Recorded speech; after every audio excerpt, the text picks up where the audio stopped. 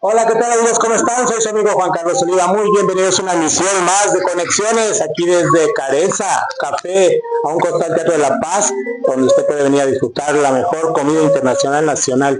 Venga, disfrute de este cálido ambiente, un ambiente exclusivo, pero no le dé miedo. Entre a Careza, se la va a pasar muy bien.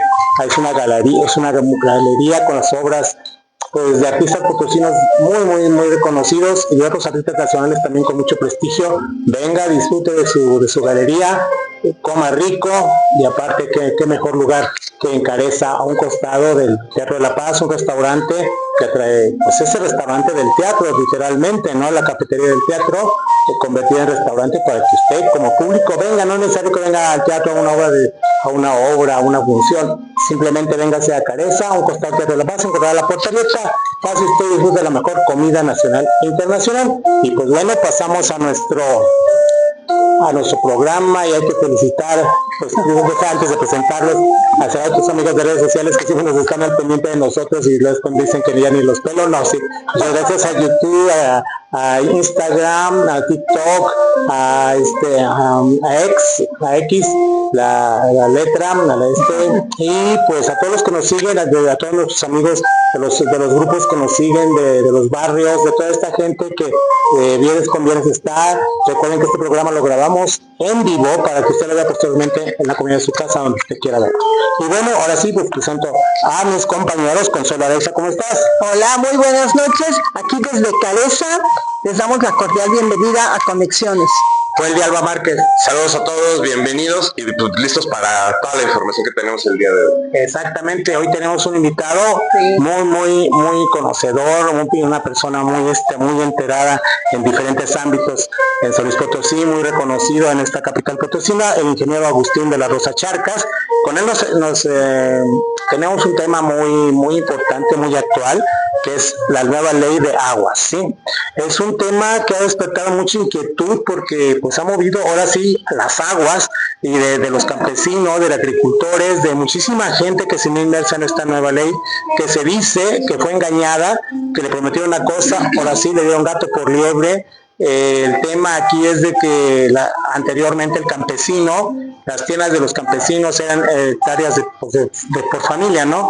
Y tenían un valor por el paso del agua, por el pozo, y es para que ellos pudieran comercializar sus tierras, pues sí podían para venderlas, para rentarlas, era la importancia del agua. Ahora con esta nueva ley se trata de controlar ese uso del agua y que un órgano del gobierno sea el que se encargue pues de dar los permisos, ¿sí? Y les dicen, sí, tú puedes vender cuando quieras, pero el agua es mía. Entonces esa es la controversia que está suscitando, ¿no? Cuando ellos tenían el derecho del agua y la excusa o lo que dice el gobierno es que muchos de estas personas se hicieron ricas a razón de venderle agua a los municipios, y hay hasta unos memes muy característicos como son los campesinos en burro, en camionetas cataladas, si allá andan con sus camionetotas de 3 millones de pesos, y se prestó mucha tanto a lo serio como al meme, y realmente sí es muy interesante platicar de esto, y qué mejor con el ingeniero Agustín de la Rosa Charcas. Muy bienvenido. Claro, bienvenido. ¿Qué tal? Muchas gracias. Muchas gracias, Carlos. Muchas gracias por la invitación, Consuelo.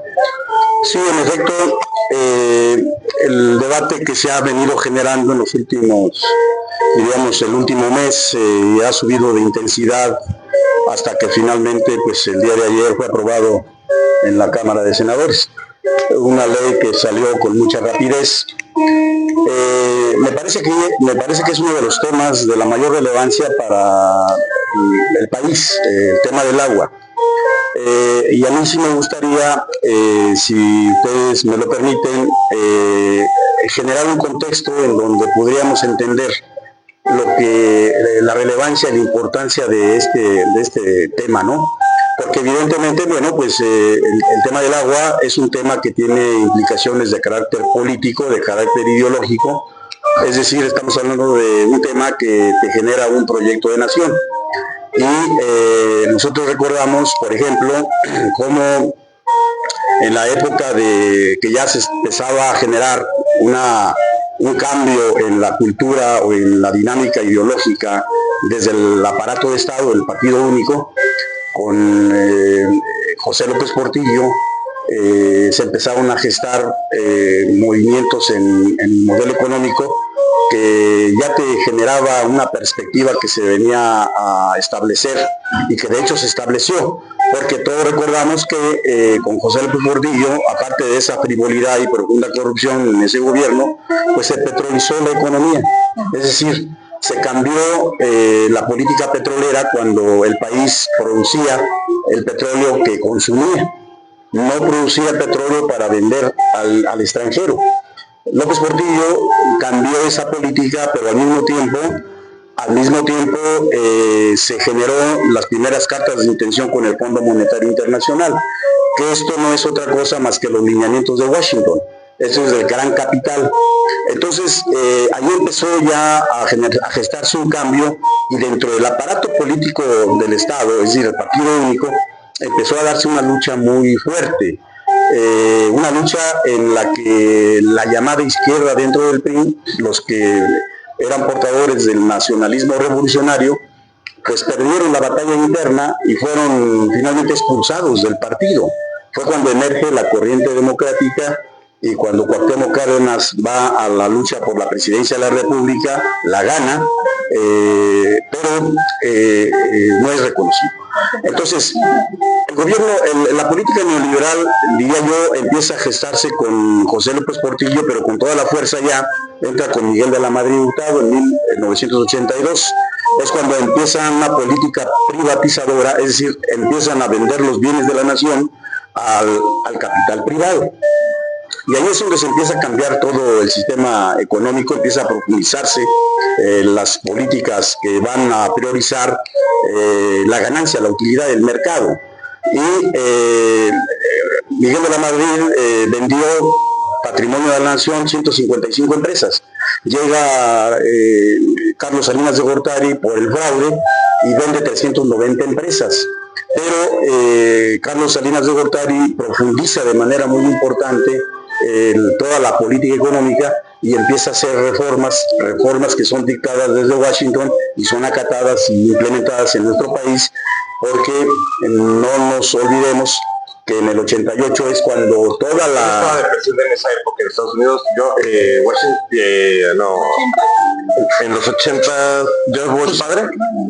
Es buena demócrata o republicano, es lo mismo, es la política económica de Washington la que empiezan a marcar como la pauta de lo que México debe estar implementando, ¿no? O sea, aquí lo importante es entender que ahí es donde se empiezan a recibir las directrices para las reformas constitucionales, que en particular el 27, en donde se cambia el estatus jurídico de la tierra, del ejido, en donde al campesino ya pues puede él vender su tierra. Antes de esto pues era imposible, ¿no? Eran de los más avanzados que tuvo la Constitución de 1917 en el artículo 27. Y también ahí pues junto con esos bienes y servicios que se pusieron al servicio del capital privado, pues fue el agua, entró el agua. Entonces en 1989 Carlos Salinas de Gortari crea la Conagua y a la Conagua le encarga que se genere la ley de aguas nacionales, la que fue conocida como la ley salinista del agua, ¿no? En 1992. Pero esa ley lo que permite es que las concesiones se den de manera indiscriminada, sin control alguno. Actualmente esa política privatizadora del agua pues ha generado 531,000 concesiones. 531,000 en todo el país. Entre empresarios. De todo. Empresarios, campesinos, de todo. Pero ahí hay un poco más de 3,000 de esas concesiones están siendo las que acaparan el 25% del agua total del país. Ese es un monopolio brutal del agua, ¿no? Que son los que se identifican como los millonarios del agua, ¿no? Entonces ahí empieza a gestarse un acaparamiento de agua y empieza pues a florecer con todo esplendor la corrupción y empiezan a tener concesiones personajes que empiezan a dar un uso diferente al que se les dio la concesión. Por ejemplo, la concesión para uso agrícola, pues no tienes un costo, pero sin embargo, ahí se gestó, empezó a darse el manoseo para el mercado negro del agua, porque estas personas que tenían esa concesión la vendían pues hasta municipios, la vendían en pipas, y bueno, era el gran negocio. Eso es uno entre tantos. Ahí tenía ya responsabilidad la Conagua desde aquel entonces. Desde luego que sí, Empezaron guachicoleo del agua. desde luego que sí. Ok. Desde luego que sí. Desde luego que sí, porque finalmente la responsable aquí de ver que se aplique la concesión que se dio para el uso que se dio, pues es la Conagua. Porque pues aquí no podemos nosotros dejar de ver otra de las realidades. Al mismo tiempo que se operó todo ese reforzamiento del capital privado para acumular el control del agua, bueno, pues se empezó a adelgazar, se empezó a desbaratar la capacidad que tiene el organismo de la Conagua para poder tener la capacidad de vigilar, ¿no? De vigilar pues todas estas concesiones. No tenían personal y hoy menos, ¿no? Porque ha venido generándose cada vez un debilitamiento más en términos del presupuesto económico que ejerce la Conagua, y el personal simplemente es insuficiente para estar vigilando pues que realmente se cumplan con las características de las concesiones del agua. No hay manera. Se está hablando de 531,000. Por ejemplo, aquí en el Valle de San Luis Potosí hay 1,576 concesiones, ¿no? ¿Cómo haces para supervisar si realmente a cuánto le das 1 millón de metros cúbicos al año? ¿Cómo le haces para ver si realmente te consume esa cantidad de agua? No hay medidores, no tienen control absolutamente. Las mineras nunca se supo realmente. ¿Cuál es la cantidad de agua que sacan? Pues no lo sabemos realmente. Aquí en San Luis Potosí dice la Conagua que hay un dato, y son varios, pero el que más se maneja es el que tienen autorizado 150 millones de metros cúbicos al año en el Valle de San Luis. Pero realmente, ¿quién controla que realmente eso sea lo que se esté gastando? No hay manera. Es decir, no tienen forma de saber cuánta agua realmente se está extrayendo del subsuelo, que es lo que más nos interesa. La infraestructura de la Conagua también deja mucho que desear, ¿no? Bueno, ahí también es junto con pegado, porque tú al autorizar las concesiones, al autorizar el capital privado, pues se empiezan a gestar obras hidráulicas, se empiezan a gestar pues, gran infraestructura hidráulica con capital privado, en donde estás privatizando ese servicio. El ejemplo que tenemos aquí muy concreto, muy crudo, aquí en San Luis Potosí, es la presa del Realito, ¿no? Una presa que es chafa, la misma estructura de la cortina de la presa está mal construida, tiene fallas estructurales que todavía no terminan de resolverlo, y no se diga el acueducto, un acueducto chafísimo que no soporta la presión hídrica y se revienta cada rato, ¿no? Y ahí tenemos 18 fallas en promedio por año. Sumándole, ¿no? Cada vez es más notoria la corrupción que se dio en ese sentido. Un contrato anónimo que no ha podido resolverse, y es un contrato que está en manos de privadas. Entonces, sí, me parece a mí que el combate a la corrupción es uno de los principales retos que tiene el país en materia hídrica. Si se tiene que ir a combatir la corrupción, yo creo que aquí hay parte de que la Conagua no lo ha hecho, ¿no? Ahora, la presidenta Claudia Sheinbaum envía estas reformas a la Ley General del Agua y a la Ley de Aguas Nacionales. Yo digo que qué bueno que se envió. El planteamiento que nos han estado enunciando, tanto desde el director de la Conagua como la presidenta, me parece que es muy loable. Es decir, si tú te vas a fondo a combatir la corrupción y a decir, a ver, vamos a poner órdenes en las concesiones, porque hay una verdadera desorganización organizada, diría yo, porque no se tiene control. Porque hay mucha especulación, hay mucho descontrol y hay mucha corrupción en el manejo del agua. Entonces, porque hay algo que nosotros no podemos ignorar. Miren, no se atrevieron, no le movieron absolutamente nada. Estamos hablando tú desde 1992 y es hasta el día de ayer, era la misma ley, la ley salinista, ¿no? A transcurso de estas décadas que se han pasado, pues se han generado un cúmulo de intereses muy fuertes, bastante fuertes. Bueno, hay un dato que a mí me llama la atención, que esta compañera que está al frente que es una de las del colectivo de Agua para Todas y Todos, Elena Woods, señala que de los millonetas del agua, todo el volumen que tienen autorizado, solamente pagan el 20% y el 80% no se les cobra. Y ella da una cifra. Esa cifra que da pues es escalofriante porque dice que son 44,000 millones de pesos al año que no le cobran a los autónomos. Es el 80% de lo que no se paga actualmente en el tema de agua. El 80% de lo que consumen es ese grupito reducido. Los que tienen los grandes volúmenes de agua no se les está cobrando, ¿no? Pero totalmente de acuerdo. Dentro de lo que viene siendo esta nueva legislación, sí, no aparecen medios de control para poder eliminar precisamente este paradigma que lleva años, décadas, cuando no solo puede otorgar una concesión, sino cómo administrar el volumen, cómo recuperar el cobro, ¿sí? Cómo sanear los cobros. Si vemos que inclusive en la parte urbana no te cortan el agua si no la pagas en algunas colonias, por ejemplo. En algunas formas de verlo administrar hay mucha discrecionalidad para con quién sí paga o por qué no paga o por qué no puedo pagar y no corta el servicio. O sea, exactamente, ¿no? Y no hay programas, bueno, algunos municipios han hecho buenos programas de que ponte al corriente, tanto descuento en multas, etcétera, y se logra recuperar.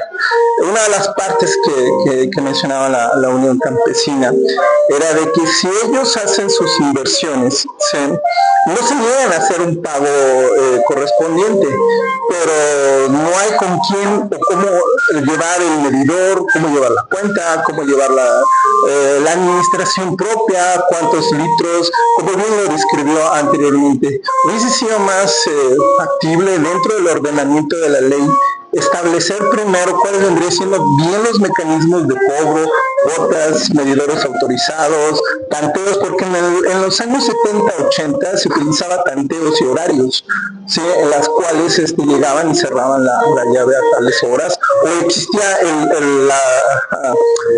en mi rancho, como lo decimos, existen métodos como sequías, estanques, ojos de agua, en los cuales se les rellenaba, ¿sí?, y ellos administraban esa parte para unas partes de parcelas, en fin, etcétera, ¿no? Esto por ahí entre los años 80, 90, ¿no? Obviamente, pues todo va cambiando, pero mucho del ordenamiento del agua era precisamente eso, ¿sí? Cómo controlar quien, oye, dentro de su predio, dentro de su parcela, se reúnen, perforan, ¿verdad?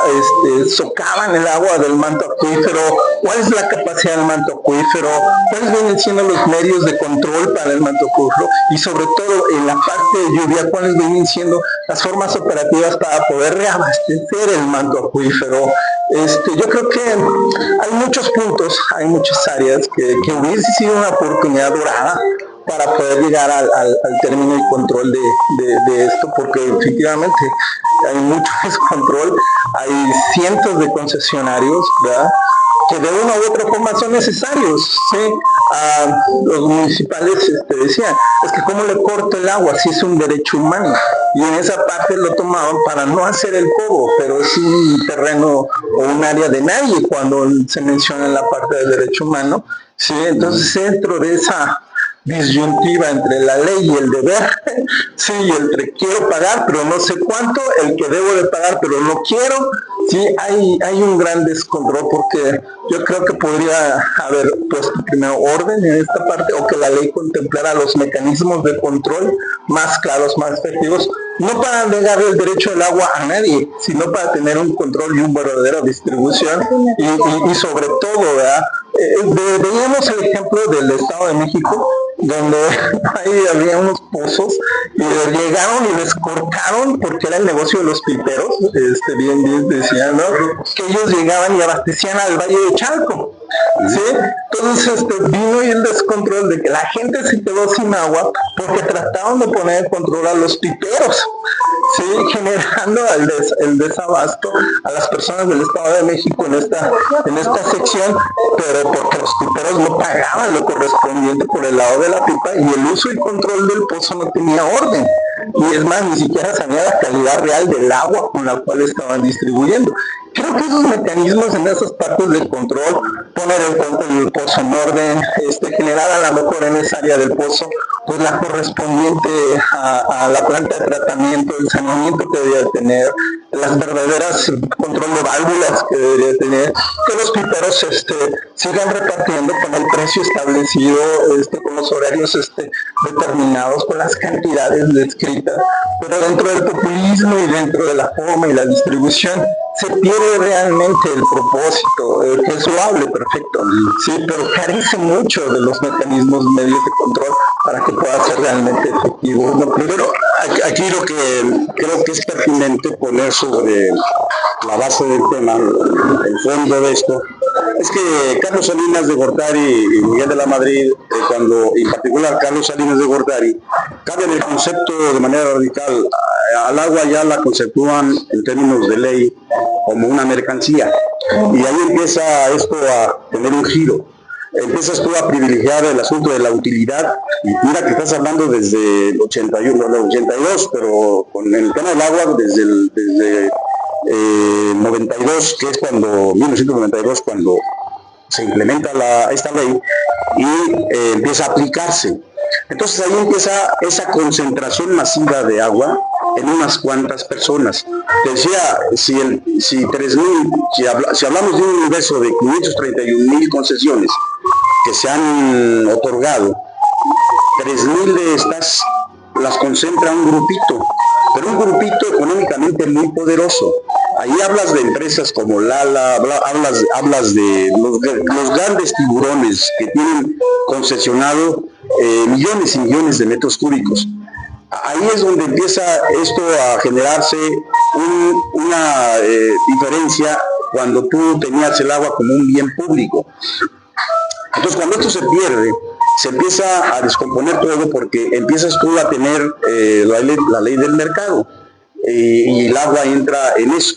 Y cuando el agua es un bien común, es un bien público, pues el Estado es el que tiene que regirlo. De hecho, eso es un asunto que no hay ninguna duda. Por ejemplo, les voy a leer lo que es el artículo 27 constitucional en su primer párrafo. Lo establece de manera muy clara y muy inequívoca. Dice la propiedad de las tierras y aguas comprendidas dentro de los límites del territorio nacional corresponde originalmente a la nación, la cual ha tenido y tiene el derecho de transmitir el dominio de ellas a los particulares, constituyendo la propiedad privada. Es decir, no hay que perder la perspectiva. El agua y la tierra es propiedad de la nación. Entonces la nación tiene que tener, por sobre todas las cosas, la responsabilidad de vigilar el bien uso y la aplicación de ese vital líquido. Ese es uno de los problemas que hay que señalarlo. Ha fallado lo que es la Conagua, que se creó desde Carlos Salinas de Gortari. Ha fallado en esa aplicación de que las cosas se den de manera adecuada, a que se crean estos grandes monstruos.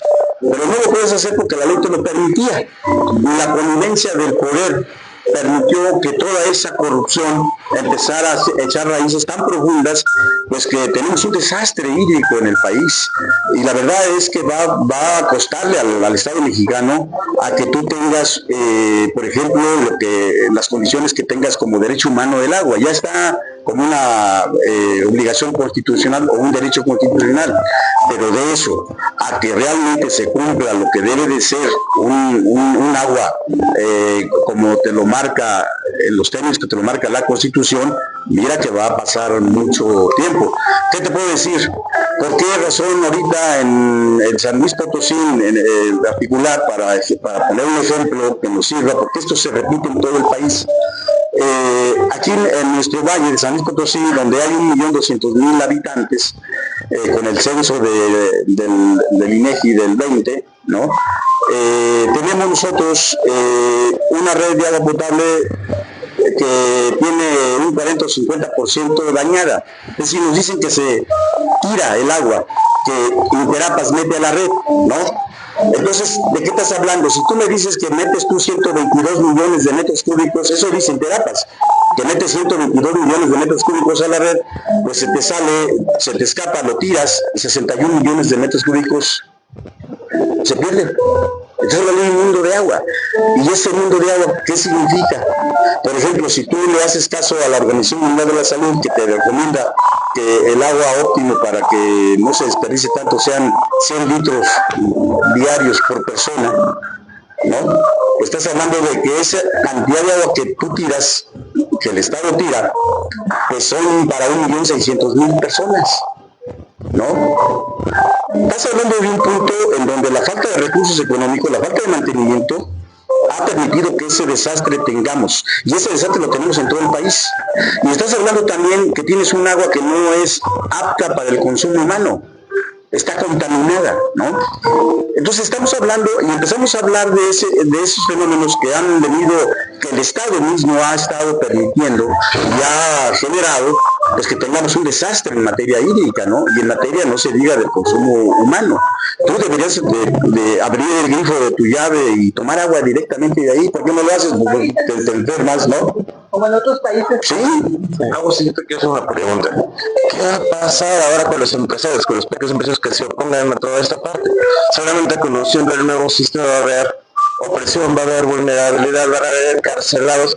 ¿Qué va a pasar con los pequeños empresas, con los mini empresarios que van a terminar, obviamente por todos estos costos, incluso disparando sus precios de los productos que llegan a causa de esta misma ley?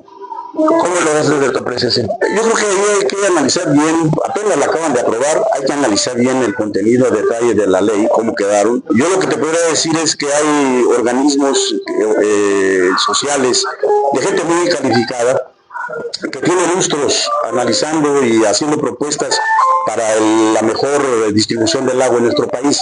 Y ellos, por ejemplo, pues son gente que ha apoyado al movimiento, por ejemplo, que está en el poder ahorita, ¿no? Son gente que apoyó con todo a Andrés Manuel, a Cuauhtémoc, han militado en las fuerzas progresistas de este país. Y estas gentes con un nivel de técnico aceptable, muy aceptable, hizo, sobre todo con una solvencia ética y moral, han hecho propuestas, y me preocupa que les escucho decir que muchas de las propuestas que se hicieron en los foros que se llevaron a cabo no fueron tomadas en cuenta.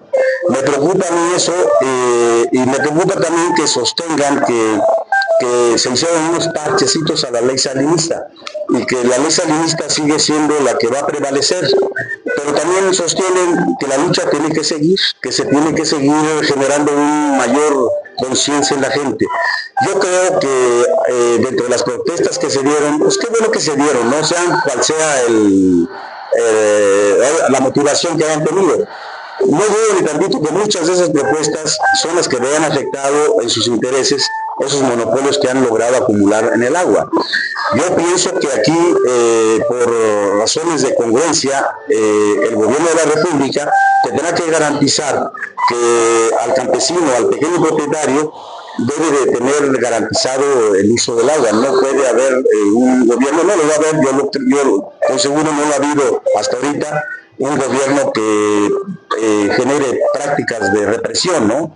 Y bueno, yo creo que sí se debe de aplicar la ley en términos y generar, si haces un delito, es decir, si a ti te dan una concesión para agrícola y tú, como vival que eres y te gusta la lana, pues resulta que tú le vendes a un municipio X el agua o lo vendes a pipas para que estés capitalizándote, pues eso es una corrupción. El Estado no debe ser un uso y debe de castigarse, ¿no? Que yo no quiero yo después de escuchar esto muy romantizado, como que hay que aprobar la ley, pero no sé, ya se aprobó la ley, pero hay que ver quién está atrás de esta ley, quién está haciendo esta ley. Es un gobierno que en el que ya tenemos 7 años que vemos que no ha cumplido, que se ha pasado por el arco del triunfo, todos estos foros, las opiniones de las grandes personas, las consultas, los pueblos, no hace caso, o sea, como que yo lo veo más como no como un beneficio, sino como algo político en el cual el gobierno trata de mantener su hegemonía en el campesinado, ¿no? En base a estos nuevos permisos que ellos solamente tienen el poder de dar. Y también, como ahorita dice el ingeniero de la Rosa, hay unos grandes capitales que están apoderados del agua. ¿Quién nos asegura que ahora los nuevos morenistas, los nuevos empresarios morenistas, no van a ser también los nuevos ricos y generen esos grandes capitales y se apoderen y monopolicen el agua? Entonces esto sí es muy de seguir el curso, y esto nos habla de seguir el curso de cómo se va a aplicar esta ley, y que si hay mucha gente afectada, pues lógicamente que hay gente afectada, y como usted dice, va a estar difícil que se aplique, porque yo creo que aquí sí va a haber mucha resistencia, y hay cosas que, pues, si no va a haber enfrentamientos, poco va a faltar, porque no creo que la gente, y si se van a mover todo este tipo de intereses, que hasta el ejército se va a hacer, y a este gobierno lo que menos le gusta es la represión. ¿Okay? Lo que sí vemos son muchos problemas del agua en todo el país. Hay algo muy interesante. Estaba participando en un foro de personas de ingeniería, grupo. Cuando hoy en día existe la propuesta de reordenamiento hídrico mundial a causa de lo que viene siendo el cambio climático. En el Valle de México llueve más que en Londres. Sí, más que en Londres. Es muy interesante que la cantidad de precipitación pluvial hoy en día, la precipitación pluvial hoy en día es inmensa, ordenada en ciertas regiones, y en otras viene siendo la parte de sequía. No se ha dado a conocer exactamente ahora, visto en el presupuesto, cuál vendría siendo la inversión pública en infraestructura hidráulica para poder captar esa gran cantidad de agua que sinceramente se desperdicia. Este año correrá otro nuevo récord, en la cual vino una precipitación pluvial inmensa, más grande que en los últimos 20 años, y sin embargo en otras regiones se va a mencionar sequía. ¿Sí? Dentro de lo que viene siendo el reordenamiento hidráulico por cambio climático geológico, en lo que viene siendo la propuesta de Naciones Unidas, se menciona que los gobiernos deben de estar generando políticas públicas para ese nuevo reordenamiento. Es decir, hoy en día las presas pueden ser desbordadas en sus capacidades porque afluentes pluviales pueden llegar a ser tan grandes que puedan ser tronados. Mucho de lo que vemos en el realito porque no soportan las capacidades, y supuestamente apenas ha estado hasta un máximo de un 70-80%, algo así, en capacidad. En fin, va a haber nuevos afluentes pluviales con respecto a cambios en zonas donde la precipitación pluvial ahora existe. Sí se van a formar ríos en los cuales se desbordan. ¿Cuáles van a ser los planes de desasolve? ¿Cuáles van a ser los planes de desasolve en ríos? ¿Cuáles van a ser los planes de captación? En México, en la Ciudad de México, el centro histórico se hunde porque se drenó toda su parte hídrica, en la cual estaba bastante exactamente, pero no hay un plan para poder reabastecerlo. Las principales fuentes de reabastecimiento en la parte pluvial, para lo que viene siendo mantos acuíferos, son los parques. Sí, alguien decía, bueno, ¿dónde se puede colocar un parque? Un parque se coloca en donde puede venir la primer vaso de captación pluvial del manto hídrico en el cual se encuentra, porque es una vía de vaso comunicante para poder abastecer el manto. ¿sí? Esto va a significar de que algunas casas se tengan que demoler, se tengan que pasar y se tengan que hacer estos parques para que pueda venir y el vaso comunicante se vuelva a reabastecer. No hay por parte del gobierno políticas públicas reales, sustentables, definidas con base en la ciencia, en los estudios nuevos que se tienen que hacer para el ordenamiento para esto. Sí, la ley está interesante, pero no contempla nada de lo que viene siendo la parte para lo que vienen siendo estas nuevas pues, efectos que nos lleva el cambio climático. Dejamos ir una cantidad enorme de agua. ¿Qué vendría siendo el plan hídrico? Como bien mencionaba el ingeniero,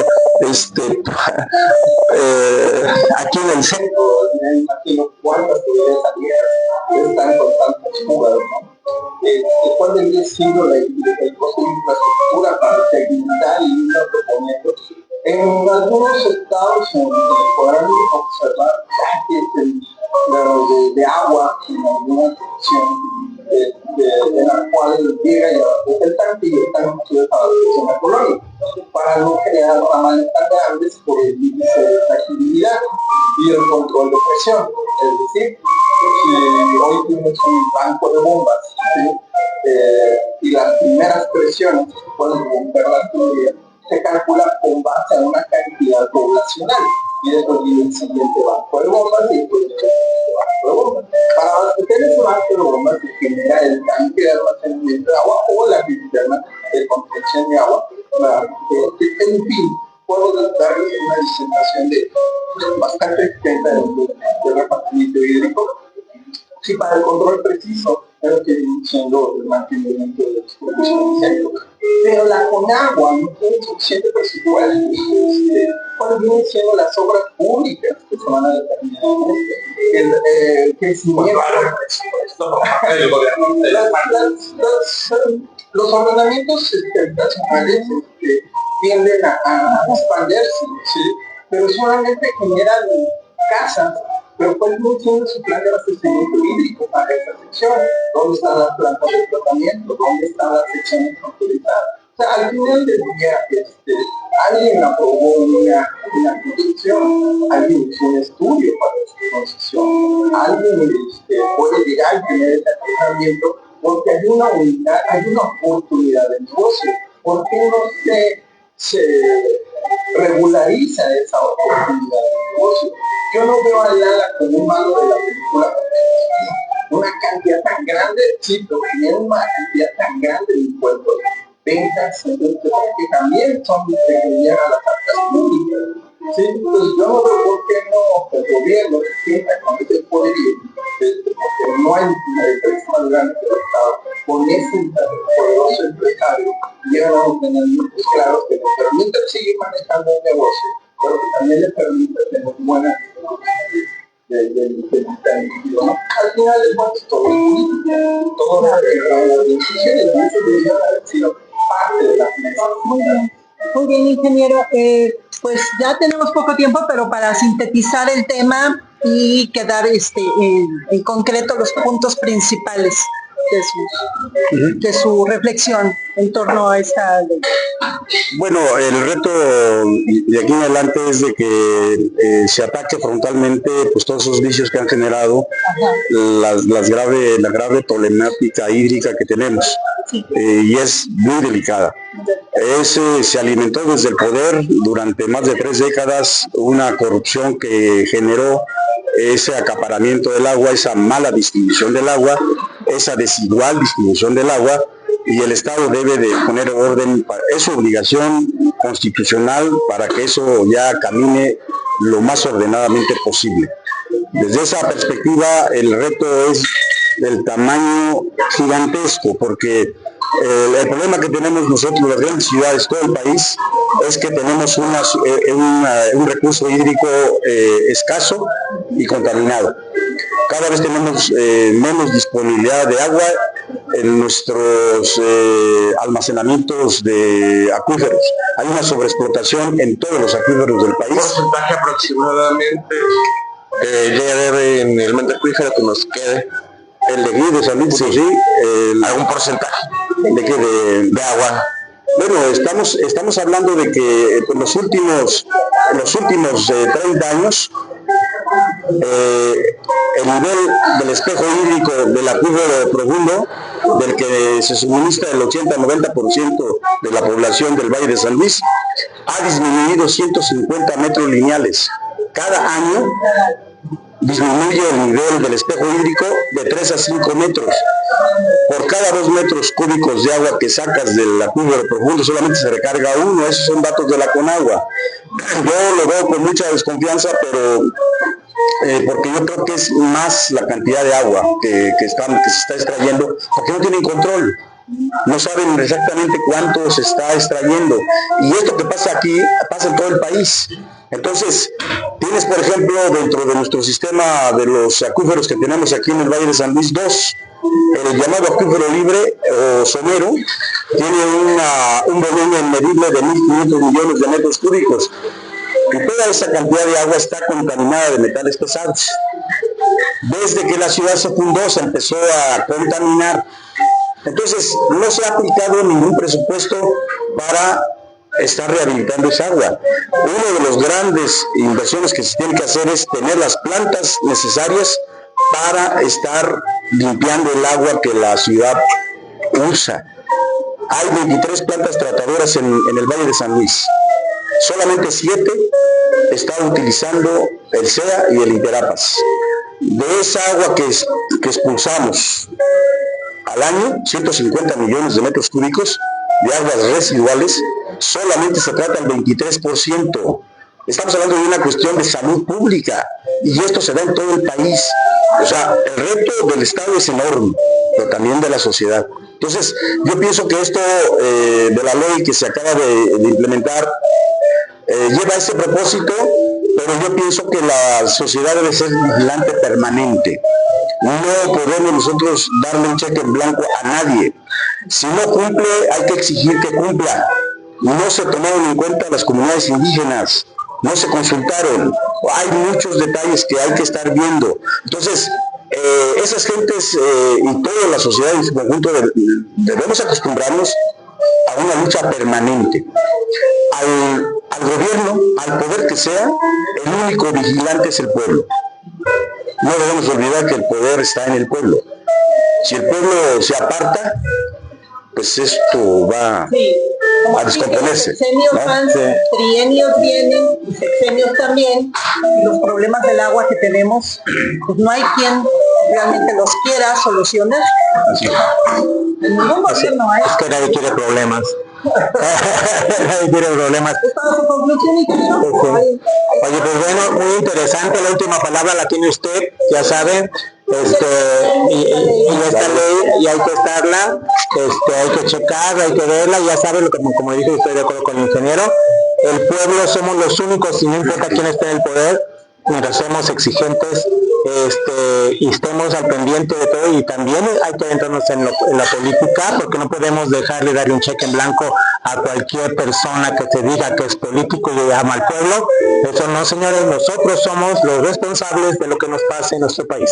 Ok, pues bueno, muchísimas gracias, ingeniero. Gracias, muchas gracias. Nosotros, porque vamos a seguir comunicando. Hablando de los temas, nos queda poco tiempo. Sí, pero bueno, sí, todavía nos queda tiempo. Oye, pues rápidamente vamos a ver lo de Ernestina Godoy, que fue, pero rapidísimo.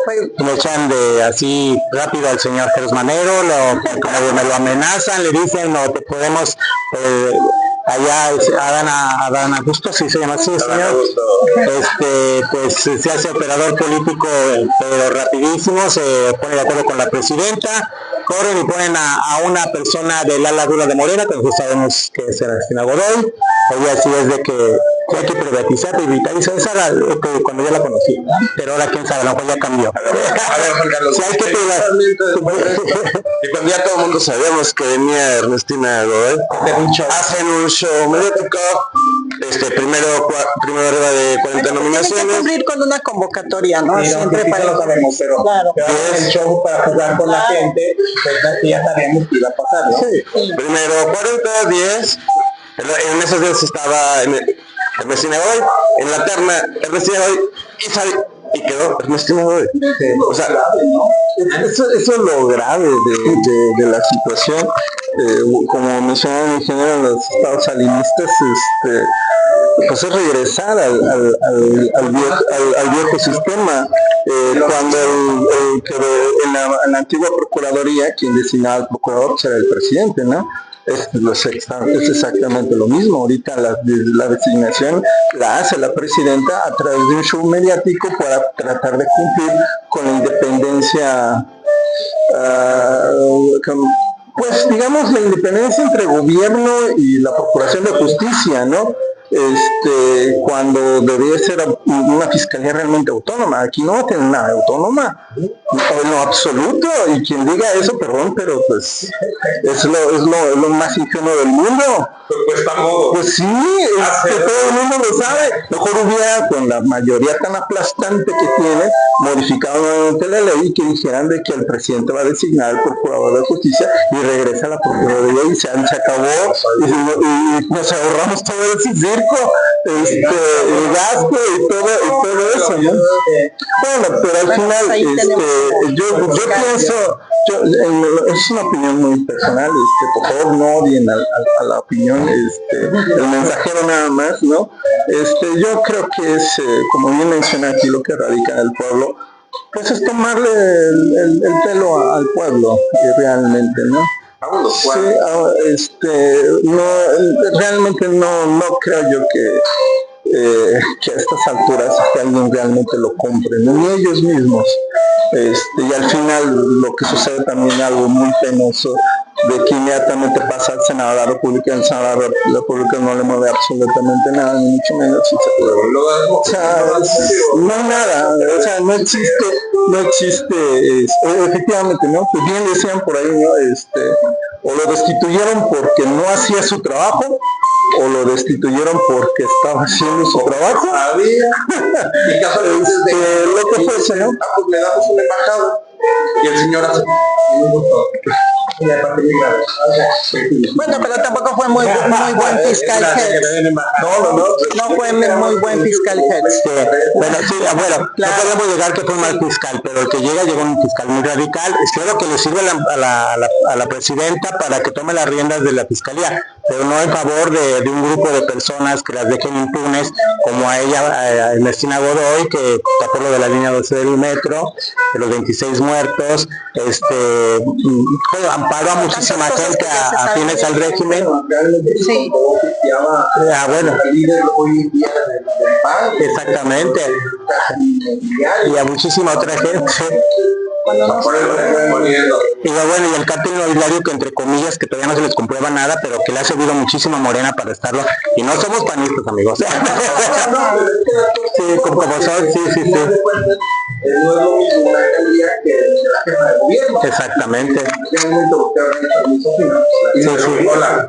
Ahora es la presidenta en diferente cargo. Exactamente. Bueno, también y aparte de este nombramiento del que tenemos noticia de Ernestina Godoy ya como la nueva fiscal, pues resulta que apareció nuevamente, después de su retiro apareció López Obrador y dio con un motivo ahí. Hay gente a favor y en contra de que haya aparecido con el pretexto de presentar su libro, así que se vende por internet.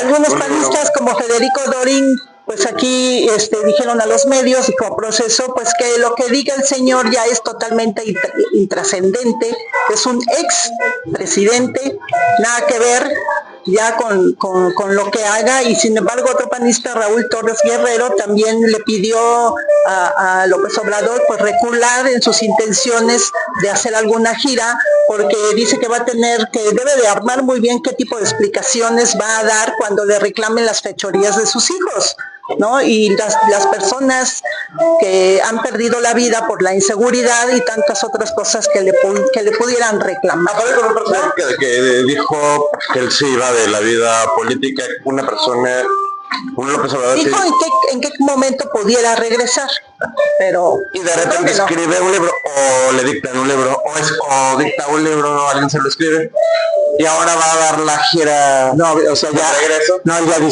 dijo que no, que ya no va a dar gira y que ya no va a hacer ninguna gira. Es que también es exponerse mucho, ya no es su gobierno, la gente ha cambiado, hay muchas otras cosas que tampoco le podrían beneficiar, como vamos a volver a una cosa tan sencilla como la presidenta está diciendo que no vaya a la inauguración del mundial, sino a inauguración del mundial a México, aquí al Estadio Azteca, cuando se inaugura el primer partido México con Sudáfrica. Yo no veo bien que Claudia haya ido a Washington. No. Yo estoy hablando ya de la inauguración de aquí de México. Ya que regaló el boleto porque sí se expone, aunque pues la rechifla va a estar en grande. Sí me explico porque pues, es que son las personas que Morena que ha dividido, o sea, las personas que tienen cierto poder económico, las clases medias a las que van.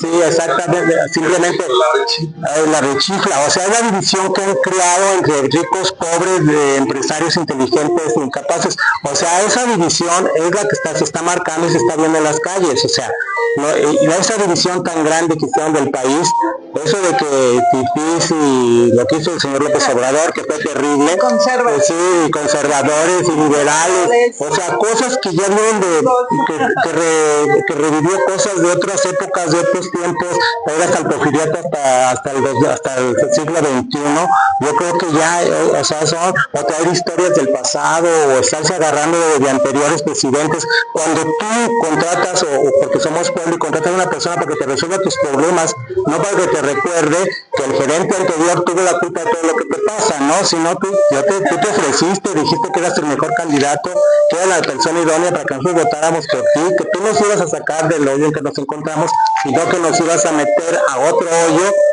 que lo estamos encontrando, ¿no? Entonces yo creo que aquí sí hay una divergencia de opiniones, y creo que la presidenta, porque no es inteligente, no va a ir a esa inauguración. Sí, ya dijo que ya había regalado su boleto para otra persona que del pueblo que se lo mereciera, ¿no? Le dio el boleto a un enemigo. Mira qué barbaridad. Si no quiere poco, pero fue a un lugar donde no hay público que la pueda abuchar, o fue, y fue con Donald Trump con la intención de platicar con él, pero platicaron los tres, el ministro canadiense llevando como una hora, la presidenta salió muy contenta, dijo que se la pasaron muy bien, hablaron sobre todo de lo del Tratado de Libre Comercio y la cooperación comercial que va a haber, y el apoyo que van a tener entre los tres países. El show, el papelito, la foto. Sí, o sea, pero como Trump no es ahora sí, como el presidente López Obrador, su corazoncito no es bodega, al rato va a sacar, que es lo que platicaron, ¿no? Eso se espera, porque es alguien que le encanta. Se pretende que, bueno, la idea era que ella le mandé, hablara con Trump sobre el Temex, ¿no? Mañana es la fiesta. Precisamente, el bloque negro va a estar ahí, o sea, no. A ver, recuerdo que hace su meme del chef que había organizado para dársele cada una de los eventos que estuvo hubiera cambiado de festejación irían por ahí. Oye, aquí ya están aquí, bueno, aquí Secretaría del Bienestar, los camiones van a estar listos, ya están listos ahorita. Bueno, se supone que yo creo que por eso se solucionaron los bloqueos que ya empezaban. Oye, aquí también, aquí viene por San Sebastián también la Alameda, ahorita pueden agarrar camión, si no tienen alcanzar un lugar, háganse presentes, alguna persona no pueda poder ir, pueden ir a México, recuerden su torta, y el viaje es gratis, y mira, también si también el Zócalo con la misma gente de Morena del DF se llena, con la gente chaira de la Ciudad de México se llena el Zócalo. Pero es que lo que yo te digo, lo que ellos pretenden es llevar de todas las es la imagen que quieren dar de que el pueblo los apoya, pero señores, es que van, y nosotros que sabemos esto, va puro personal contratado de Morena, van los poderes de la nación, administrativos, y obligados a que vayan, ¿no? Y aparte tiene que llevar a 10 personas o a 5 personas de tu familia para los camiones. ¿Y cuántos camiones? Es igual al viejo estilo del PRI, del PAN, de lo que ¿de dónde aprendieron? Pues porque vienen de ahí, realmente son los mismos, o sea, si realmente fuese algo así que naciera de la gente, pues otra cosa, pero van a ir camiones y...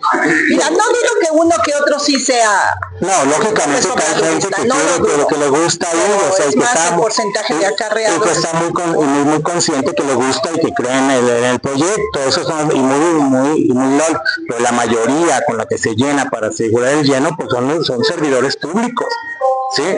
Que ahí están presentes. Yo quiero preguntarme, nos vemos en el... ¿Habrá jaula otra vez? ¿Habrá castigo? No, ahorita no va a haber nada, ahorita va a estar abierto porque es el pueblo. el que va ahí a darle la loas a la presidenta. Entonces, pues yo recuerdo que ahí se van a ver todos los puntos de partida, ¿cómo se llama? El de la Paz, el de Bellas Artes, se parece a Bellas Artes, ahí se juntan todos, y ahí salen a Madero, Boca Calles y todo así. Y bien que te acuerdas, ¿no? ¿Y dónde yo no me acuerdo, ya me he platicado. Alrededor de la Alameda, y la matraca. ahí por Bucareli, Y todo eso así, las Boca Calles y todo. El barrio chino por ahí siempre se... Y aparte los sindicatos del DF tomándole lista a sus agremiados, a ver quién vino, fulano, pero igual. Claro que pasan lista. Sí. Claro que pasan lista, ¿no? Bueno, oye, vamos a los eventos de esta semana. Vayan al Unibazar, ya mañana termina el Unibazar de la universidad. Vayan por favor. También este domingo es Día del Motociclista. Van a participar 800 miembros de la cultura biker, de los bikers. Fíjate que hay unos que son allá camino rumbo a la presa. También vayan a la expo en la planta alta del Palacio Municipal San Luis Potosí a través de la lente fotografías de Roberto Méndez, el verdugo. También vayan a Cineteca con Sofía y Bogonia, es la nueva película de Emma Stone. Ya también el alcalde y el gobernador encendieron esta semana sus respectivos árboles navideños en las plazas, ¿no? Los diputados aprobaron la iniciativa de cuentas y tarifas, ¿no?, que emitieron los organismos. ¿Cómo quedó por ahí? Operadores de agua, ¿no? Entonces la homologaron, se supone, ¿no? 3.8 para uso doméstico y 6.6 para industria y comercio. Más dinero. Oye, no, pues espérame, deja darle un aviso al municipio, por favor, ya quiten todos los ambulantes que están ahí, que estamos en fechas navideñas, viene mucho visitante y los puestos, hay mucho ambulante ahí. Ojalá que los son del producto de organizaciones, a todos los visitantes y personas que no son de aquí. Estos puestos que venden cháchara y media allí afuera de un restaurante histórico muy conocido. No, están ahí por protesta pacífica supuestamente, pero venden sus productos. Oye, ¿por qué no se crean a esos viejos estilos del Papá Gallardo, que sea la feria de las artesanías y los ponen en la Alameda? Le ponen la enchilada, la feria del taco. Bueno, mientras están en una protesta pacífica, ellos siguen negociando. Pues sí, siguen vendiendo porque esas van a morir de hambre, pero sí se tienen que regularizar estas protestas, o sea, no regularizar, sino llegar a un acuerdo. Sí, o sea, parece a lo mejor que no les hacen caso y por eso ahí siguen bueno, y aprovechan la temporada navideña. Ellos nunca pierden, y bien para ellos, pero ahorita te veas caminando así entre, no hay está horrible. No se puede pasar, o sea, realmente. Este 7 de diciembre empieza ya el Gran Fondo New York. Ahí hay que verlo, un evento del Ayuntamiento de ciclismo y concierto navideño el 11 de diciembre en el Museo del Virreinato. También mañana a las 6 el Festival de Rondallas aquí en el Museo del Virreinato y un concierto en el Bicentenario, Templus Christmas, a las 8 el 16 de diciembre. Va a haber muchos eventos. Sí, aparte el gobierno del estado tiene sus eventos, tiene sus salones, sus plazas. Pero sí, arreglen las plazas. Y como siempre, pues ahí trabajando, pues, aunque no queda la fuerza, ahí van adornando San Luis. Sí, por el bien de los potosinos.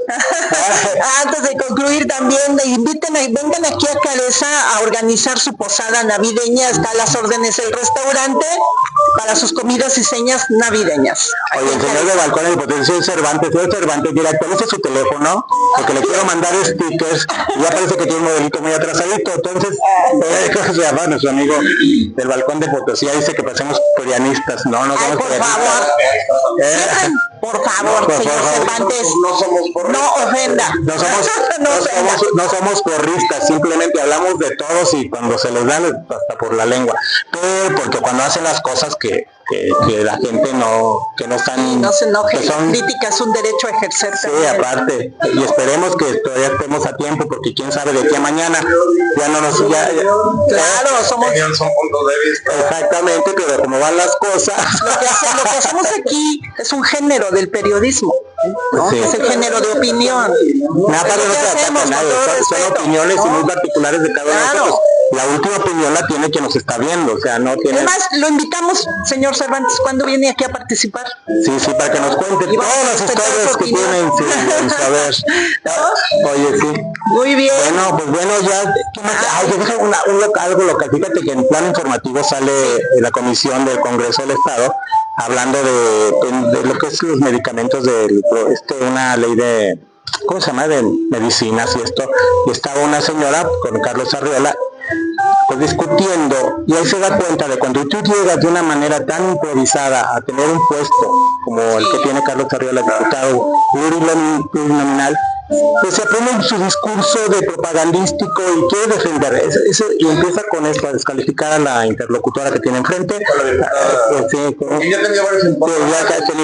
Y esta señora se ve, totalmente se ve que es una mujer preparada, que sabe lo que está diciendo, de lo que está hablando, y este señor queda totalmente en evidencia. Es que cuando tú llegas a un puesto público, pues escoge a la persona más idónea, no al amigo ni al compadre. O sea, los sueños son muy grandes, quieres llegar a ser gran político, pero estudia, prepárate. Entonces, cuando vas, lo puso en su lugar. lo puso en su lugar, y el otro era repetir la propaganda. Es que eran los gobiernos anteriores, y echarle la culpa al pasado. Dice, pero estamos en el presente. Mira, este señor Arriola parece un pregonero de los de antes de la época, que pregonaban todo y aventaban. Ese es el conflicto con la diputada. A pesar de que puedan diferir, siempre le está contestando en esa forma, sin argumentos. No es la primera vez, están los videos de cada uno de los debates, y deja de ser una discusión parlamentaria para convertirse en un mercado, y donde el que termina viéndose bastante mal es Carlos Adán. Pasó con el tema también de agua, y en esta ocasión precisamente con el tema de medicamentos contra el VIH. Exactamente. Bueno, pero mira, ¿qué se puede esperar de estos diputados, sobre todo de Morena? Si llegaron sin ningún tipo de experiencia. Nancy Yanin, que aquí la tuvimos antes de que tomara la protesta como diputada, que es la que tiene la Comisión del Agua, pues ahora no hace nada, más bien no hace gran cosa por falta de conocimiento. Yo le veo buenas intenciones, pero hasta ahí pues llega. con las intenciones que Han hecho algunos gobierna, porque yo también tengo buenas intenciones, deme la gobernatura del estado. Han hecho algunos pequeños foros y cositas así, pero no van más a fondo. No, es que... En una reunión, pues yo pedí dónde están los resultados de la comisión anterior que heredaron, pues que hicieron a favor. Y todavía quieren de aspirar esa a comisión presidentes municipales. Arreola, pues por favor. En mi caso tiene, además, ya le dijimos a su papá, oiga, dirija a su hijo, usted fue diputado, y no aprende, nunca aprendió ni de los tíos ni del padre. No tiene remedio, Carlos Arriola Malol. Nada más, Ojo, las comisiones formadas por grupos parlamentarios, senadores, diputados, todas estas comisiones se origen es para generar políticas públicas, que estas a su vez puedan verse plasmadas en lo que vienen siendo ordenamientos basados en lineamientos legales. Es decir, ahora que llega la ley de agua, por ejemplo, esta ley debió haber llegado precisamente de lo que nutren estas comisiones, ¿sí? Pero a veces no sabemos quién manda esas leyes, ¿sí? O cómo le llegan esas leyes. A veces dicen, es que la ley de la presidenta, bueno, la ley de la presidenta tiene que venir con base y fundamentos, ¿verdad?, de lo que vienen siendo las comisiones.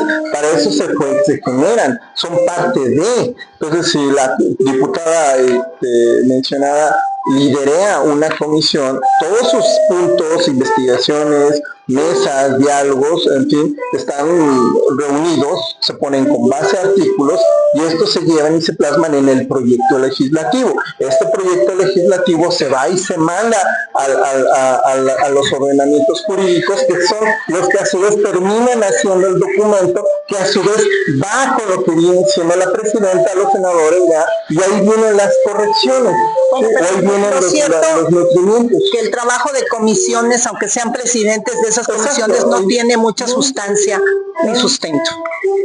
¿Sí o no? Realmente no. Nada más déjenme una fe de ratos por la información. Nada más es bien rápida. Fue sobre el tema del bienestar que deriva la evidencia de faltas de insumos. La Comisión de Salud y Asistencia Social del Congreso aprobó por mayoría de votos, se le exhortó al coordinador del organismo de San Luis Potosí para que reembolse los recursos a los pacientes que por necesidad se atienden a las clínicas privadas al no contar con seguridad social, y es donde se dio esta patente entre la presidenta de la comisión, Ignacio Yarzábal, y el legislador de Morena, Carlos Arriola Mayor. Ahí fue donde fue este encontronazo. Bueno, pero pues la verdad ni tiene mucho caso hablar de este tipo de personas. O sea, siempre cada 3 años decimos esta legislatura es la peor. Oye, hay que exponerlos para los que no se anden volando con que quieren ser presidentes municipales, volver a repetir curul, porque de repente veo a un Cuauhtémoc Vadillo que ha sido pluriminal durante 3 años. Bueno, pero mira, fíjate, él actúa, fíjate cómo actúa. Ya en un boletín ya tiene una idea muy grande, que es hacer una mesa de paz.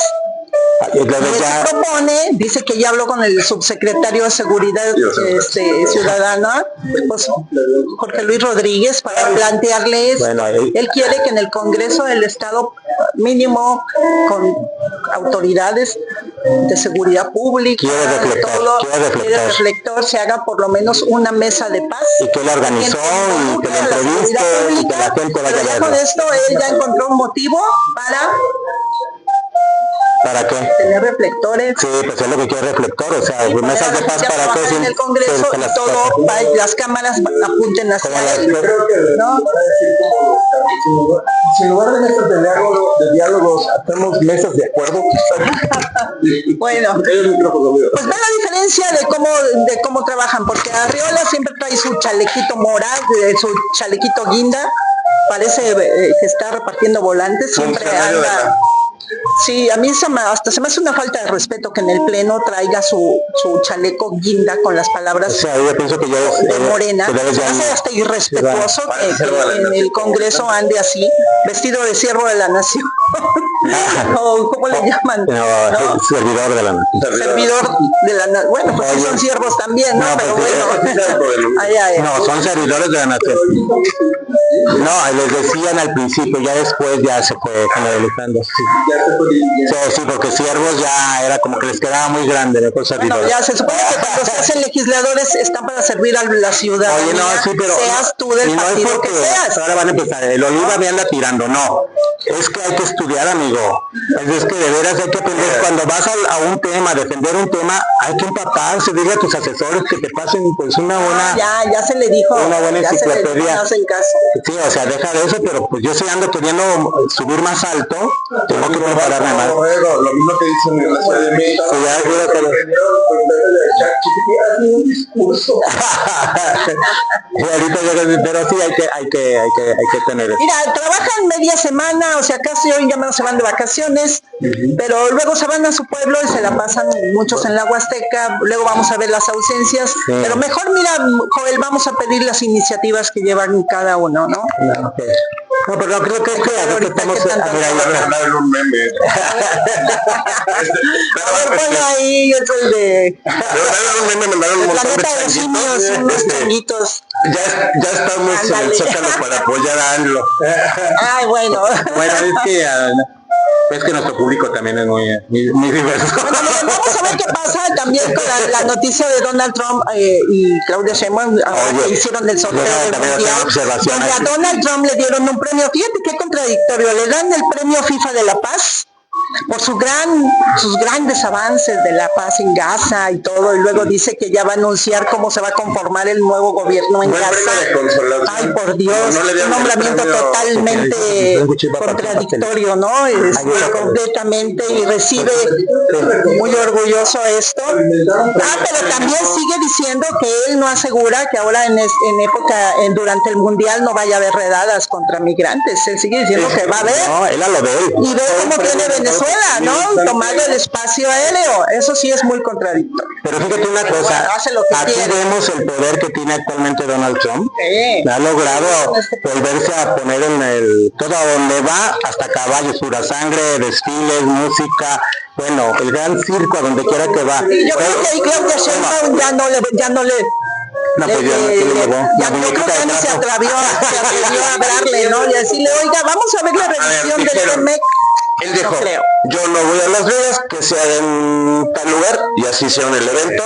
Traducido, hubieran visto en empezaron a tener recortes de señal eléctrica a los reporteros y algunos se les acercaron para decirles, ¿sabes que tienes 3 minutos para reportar y no te puedes pasar?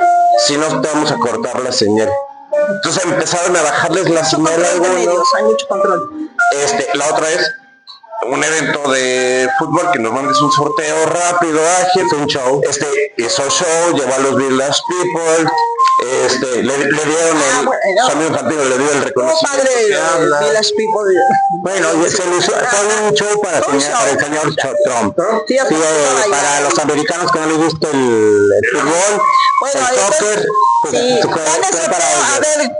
a ver, apuesten, se va a enfrentar ya en el Mundial México contra Sudáfrica. Y dice Hugo Chávez, no Hugo Chávez, ¿cómo se llamaba? Hugo Sánchez. Pues que, por desgracia, la selección mexicana no tiene héroes ahorita. Pero le pusieron un grupo. No tiene héroes goleadores ahorita, ¿no? Pero Hugo Sánchez fue por trayectoria, por lo que ha hecho y que nadie lo ha superado. Tiene 5 pichichis, jugó en Europa, pero sí, en México todavía no hay una figura así tan sobresaliente ni un Rafa Márquez que estuvo en el Barcelona. En estos momentos la selección no la tiene. Sí, y en esa selección, pues y él lo dijo, o sea, México siempre lo que ha hecho no tiene figuras, lo que hace es jugar en conjunto y hace su mejor esfuerzo. ¿Sí? Y así debe ser en México, también así como que políticamente y todo eso de que los mexicanos, si se unen en conjunto, pueden sacar adelante a su país, o sea, casi fue el mensaje. Claro, y después va Javier Aguirre a los 15-20 minutos del evento para Televisa Deportes, dice, nada más no nos confiemos de los rivales, aunque en teoría es un papel, aunque tiene todo, porque los 3 juegos los va a tener aquí en México, es a modo con su gente, con su pueblo, tiene todo para ir pasando de ronda y por lo menos llegar en el papel llegar al quinto partido. No es mal equipo, No es mal. Pues que no, es que no. A ver qué va a pasar. Curiosidades, se va a repetir el partido de Nuevo León contra Sudáfrica, México. Bueno, pues vámonos ya. Ya vámonos, ya llegó aquí, vámonos. No nos vamos a despedir porque todavía nos vamos a partir aquí el pastel y cantar las mañanitas a Consuelo Araiza por un año más de vida. Muchas felicidades, Consuelo. Nos vamos a partir. Ay, también agradezco mucho las felicitaciones de todos en sus redes. A ver, alguien que estuvo tocando la velita. Vamos a prender la velita. Y tómale la foto, vamos a tomar la foto con Solito. No, vamos a despedir, amigo, vamos a partir el pastel. Yo ya no cumplo, sino descumplo. Que la vida te dé muchísimos años, Consuelo. No es velita, ¿verdad? No es velita. No es velita, ¿verdad? No, esa fue. Nada más es Pero bueno, aquí se podría. No, nada más es palito de felicidad. Bueno, aquí. Debemos Agradezco mucho. Le mando un saludo a mi esposo. Gracias por la paciencia, que sé que está enfermito. Ahorita un beso y ahorita nos vemos. Gracias. Ya le partimos el pastel. Aquí está. Gracias. Sí, ahí te espérate. Ay,